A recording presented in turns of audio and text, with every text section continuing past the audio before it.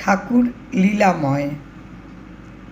দাম্পত্য কলহ সেটাতেও কিন্তু ঠাকুর উদ্ধার করে দেন তাদের জীবনের ভিন্ন ভিন্ন অসুবিধে। একবার ঠাকুর এসেছেন এক আশ্রিতের বাড়িতে, অনেকেই বসে রয়েছে সামনে, আরেকজন ভদ্রলোকও বসে আছেন। থেকে থেকে ঠাকুরের চোখ সে ভদ্রলোকের দিকে। কিছুক্ষণ বাদে ঠাকুর তাকে জিজ্ঞাসা করলেন যে আপনি এখনও বসে আছেন?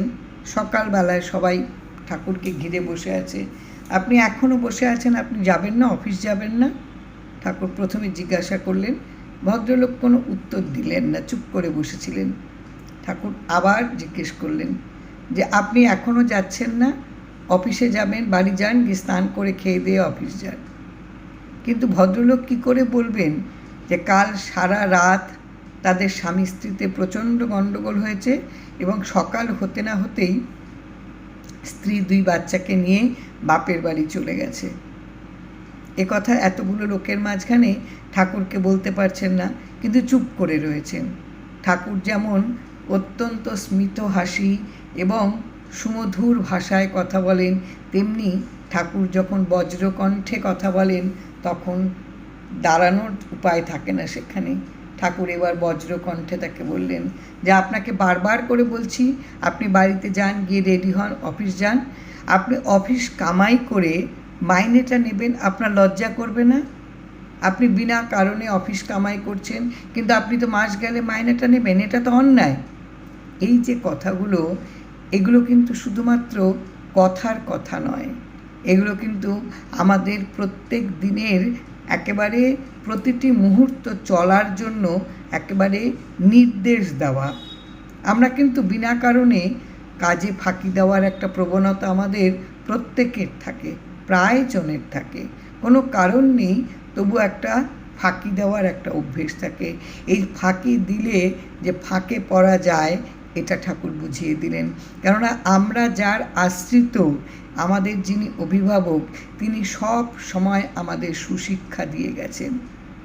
ঠাকুর যখন এবার বজ্র কণ্ঠে তাকে বলে উঠলেন, তখন সে বলল যে আমি কি করে অফিসে যাব, আমার স্ত্রী বাপের বাড়িতে গেছে, আমার কাজে রান্নাবান্না তো হয়নি, আমি যেতে পারবো না।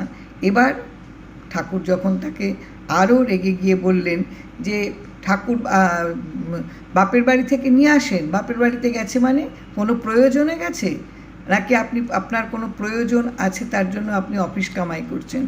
তখন আর কোনো কথা চাপতে পারলেন না। তখন ঠাকুরকে বললেন যে এরকম কালকে খুব গণ্ডগোল হয়েছে, তাই স্ত্রী আজকে সকালবেলায় রাগ করে বাপের বাড়ি চলে গেছে। আর সবচেয়ে বড় কথা, বাপের বাড়িতে এখন যদি যাই তাহলে যে পরিস্থিতি, এটা সামাল দেওয়া তার পক্ষে সম্ভব না। কিন্তু তবুও ঠাকুর বললেন না, আপনি বাপের বাড়ি যান। এ কেমন কথা যে স্বামী স্ত্রীতে গণ্ডগোল হলেই আপনি অফিস যাবেন না, আপনার খাওয়া দাওয়া জুটবে না এবং স্ত্রী চলে যাবে বাপের বাড়ি? কিন্তু এইখানে ঠাকুরের নির্দেশ পালন করা হচ্ছে একটা দায়িত্ব, আবার তার আতঙ্ক হচ্ছে ওই স্ত্রীর 2 ভাই আছে, তারা অত্যন্ত দুর্মুখ। এতক্ষণে স্ত্রী নিশ্চয়ই তাদের যে কলহের কারণ সবটাই বলে দিয়েছে, এবং ওই বাড়িতে ঢুকতে গেলে এই 2 ভাই তাকে কী না করবে, এটা একটা ভয়ঙ্কর আতঙ্ক। কিন্তু ঠাকুরের নির্দেশ, তাকে যেতেই হবে। ঠাকুর তাকে বারবার বলছেন যে আপনি যান, গিয়ে স্ত্রীকে নিয়ে আসুন। এবার শ্বশুর বাড়িতে গেছে, গিয়ে স্ত্রীকে নিয়ে যখন ঠাকুরের কাছে স্বামী স্ত্রী দুজনাই এলেন, তখন বিকেল, এবং সেখানটায় আরও অনেক আশ্রিতজন বসা ছিল। ঠাকুর প্রসঙ্গ বলছিলেন, অমৃত কথা। কথা বলার মধ্যে ছেদ ঘটল। স্বামী স্ত্রী দুজনাই এসে ঠাকুরকে প্রণাম করলেন।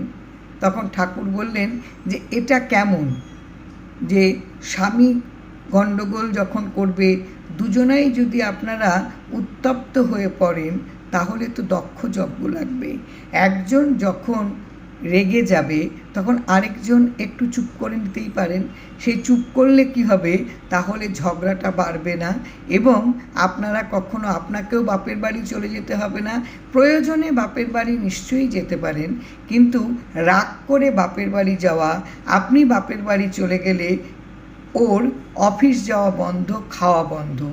আবার স্বামীকেও বোঝালেন যে আপনি যদি এইভাবে রাগ করেন, রাগারাগি করেন, তাহলে তো স্ত্রী বাধ্য হবে বাপের বাড়ি চলে যেতে।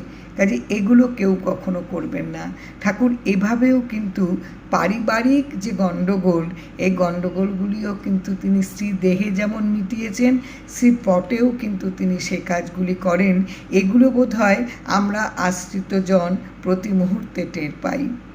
ঠাকুর বললেন, যান, ভালো করে বাজার করে নিয়ে যান, নিয়ে গিয়ে স্ত্রী ভালো রান্না করবে, আপনারা খান। কখনো আর এইভাবে দুজনেই উত্তপ্ত হয়ে রাগারাগি করবেন না।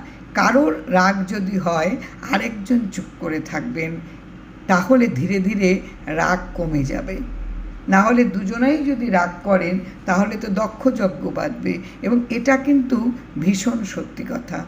এইভাবে ঠাকুর কিন্তু সংসারের প্রবলেমটা মিটিয়ে দিলেন। তখন উপস্থিত একজন আশ্রিত, সে বললেন, আমরা এমনই যে ঠাকুরকে আমাদের পারিবারিক কলহগুলিও মিটিয়ে দিতে হয়। এখানেও ঠাকুর আমাদেরকে এভাবে উদ্ধার করেন। জয় রাম, জয় রাম।